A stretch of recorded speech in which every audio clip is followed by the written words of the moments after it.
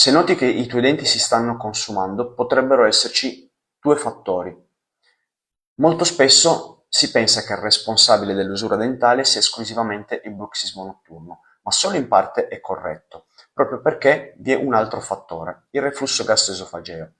Il reflusso gastroesofageo, assieme al bruxismo notturno, non sono patologie, ma sono disfunzioni, ossia delle strategie che il nostro corpo mette in atto quando vi è un disequilibrio del nostro sistema nervoso autonomo. Così come il bruxismo notturno è una reazione a qualcosa, quindi un'iperattività della muscolatura masticatoria, anche il reflusso gastroesofageo è una spia che il nostro sistema nervoso autonomo è in disequilibrio.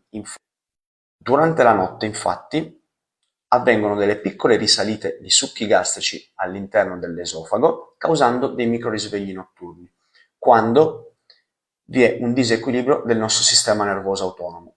Questa risalita di succhi gastrici va ad ammorbidire lo smalto dentale. Quindi da una parte vi è erosione chimica, proprio perché oltre ad ammorbidire va a erodere lo smalto, dall'altra vi è erosione meccanica causata appunto dal digrignamento dei denti causato dal bruxismo notturno.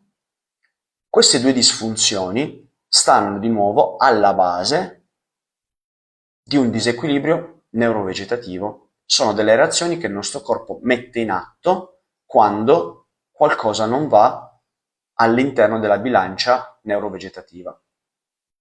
Quando sia il bruxismo notturno che il reflusso gastroesofageo convivono nello stesso soggetto, aumenta l'usura dentale.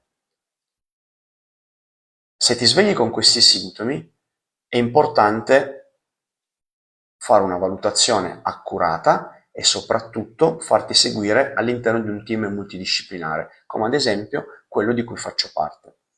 Osteopata, odontoiatra, gnatologo, chirurgo maxillofacciale e gastroenterologo sono tutte figure essenziali per andare ad agire alla causa del bruxismo notturno. Ricordiamo che l'ipertono masticatorio o l'usura dentale sono solo la punta dell'iceberg, ma bisogna andare ad agire sul riequilibrare il nostro sistema nervoso autonomo. A presto!